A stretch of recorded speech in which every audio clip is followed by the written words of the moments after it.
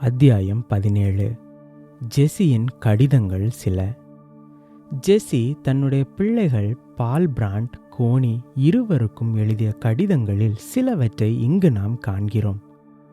இவைகளில் ஜெசி எவ்விதமாக இந்த சிறு உள்ளங்களுக்கு ஏற்றவாறு தன்னுடைய இருதயத்தின் பாரங்களை வெளிப்படுத்தியிருக்கிறார், எப்படி இந்த பிஞ்சு இருதயங்களை உற்சாகப்படுத்தியிருக்கிறார் என்பதையும் காண முடிகிறது. முகாம், புளியம்பட்டி, 21/1/1926. நான் 5 மாதங்களுக்கு முன்னதாக இதே இடத்திலிருந்து உனக்கு கடிதம் எழுதினேன். தேவன் நமது அநேக ஜபங்களுக்கு பதிலளித்திருக்கிறார். அநேக காரியங்கள் நடைபெற்றுள்ளன. பால் பிராண்டின் கடந்த வார ஸ்கூல் ரிப்போர்ட்டை குறித்து எங்களுக்கு அதிக சந்தோஷம்.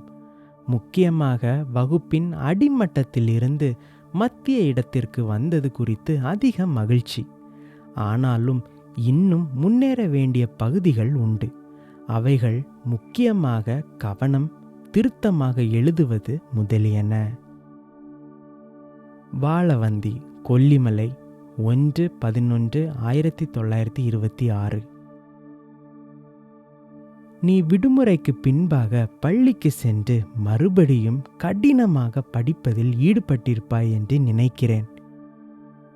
வாழ்நாள் முழுவதும் விடுமுறையாக இருந்தால் அது சலிப்பாகிவிடும், இல்லையா? உண்மையாக கடினமாக உழைப்பது விடுமுறையை அதிக சந்தோஷமாக கழிக்க உதவுகிறது. நாங்கள் அடிக்கடி உன்னை நினைக்கிறோம்.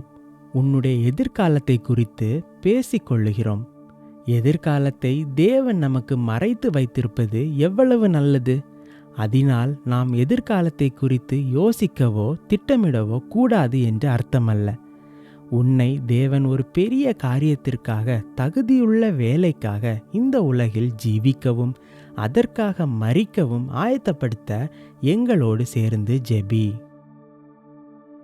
வாழவந்தி, கொல்லிமலை, 5/9/1926. உன்னுடைய எதிர்காலத்தின் வேலையை குறித்து நான் கேட்டிருந்ததற்கு நீ பதில் எழுதியிருந்தாய்.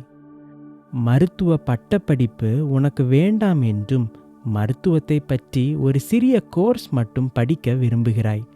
ஆம், நான் படித்தது போல மருத்துவத்துறையில் ஒரு சிறிய கோர்ஸ் எடுத்துக்கொள்வது நல்லது. அது தேவ ஊழியத்தில் உனக்கு அதிக உதவியாய் இருக்கும். அப்படியானால் மொழி பயிற்சியும் அதில் மிக முக்கியம். தேவன் அவருடைய ஊழியத்திற்கு உன்னை அழைத்திருப்பது எங்களுக்கு மிகுந்த சந்தோஷத்தை கொடுக்கிறது. முக்கியமாக அது கொல்லிமலையாக இருக்குமானால் மிக நல்லது. அது இன்னுமாக தேவனை துதிக்க செய்கிறது. ஆனாலும் உன்னுடைய அழைப்பை குறித்து நிச்சயமாயிரு.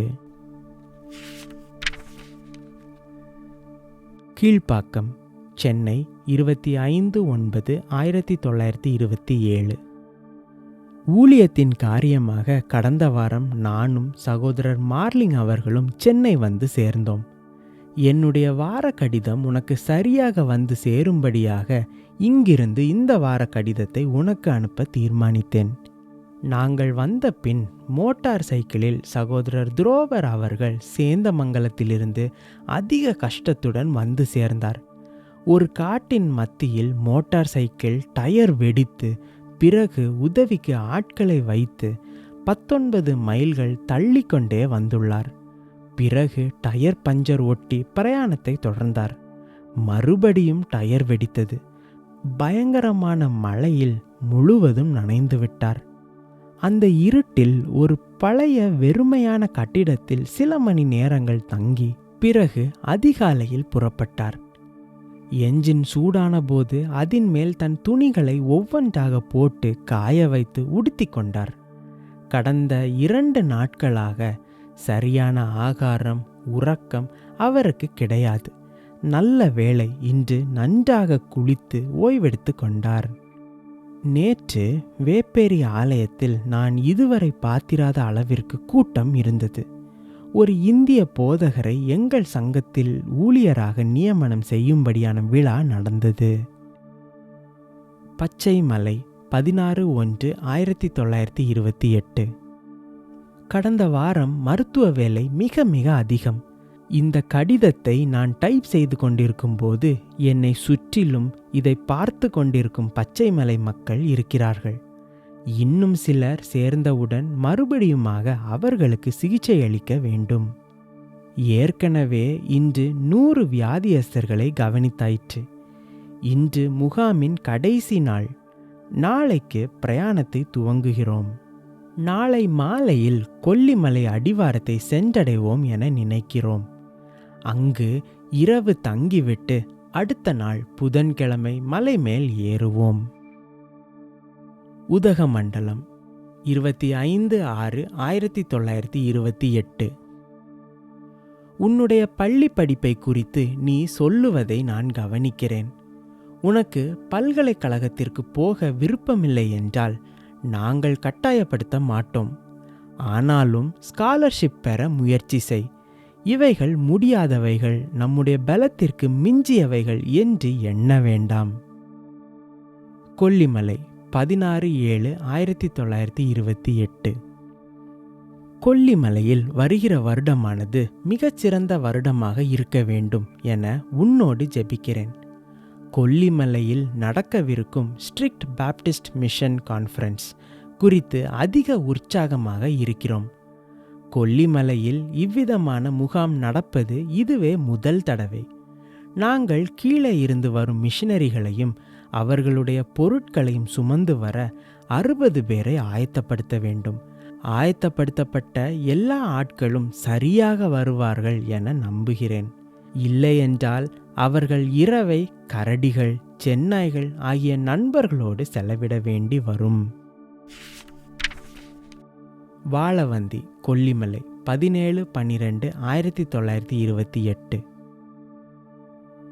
எங்களுடைய பள்ளியில் அரசாங்க மேலதிகாரி வந்து முழு ஆண்டு தேர்வை நடத்தியிருப்பதால் பிள்ளைகள் அதிகமாக உற்சாகமாய் இருக்கிறார்கள். அரசாங்க அதிகாரி நல்லவர், பிராமணர், அதிகம் கற்றவர்.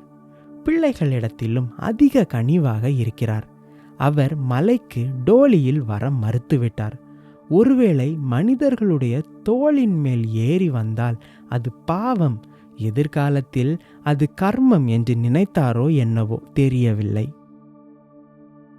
வாழவந்தி கொல்லிமலை 1/4/1929. ஒரு மிஷனரி கூட்டத்திற்கு பின்பு. நான் கடந்த வாரம் மிகவும் களைப்படைந்து விட்டேன். கடந்த வாரம் முழுவதுமாக அதிக வேலை, 2 நாட்களாக பிரயாணம்.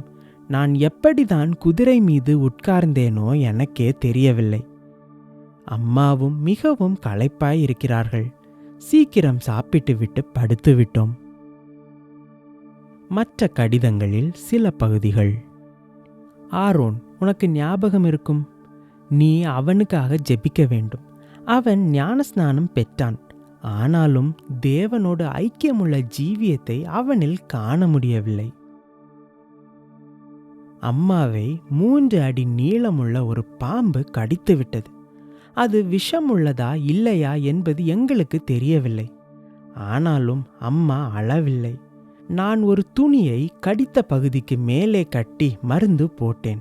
இது விஷமுள்ளதாக காணப்படவில்லை. தேவனுக்கு கோடி நன்றி.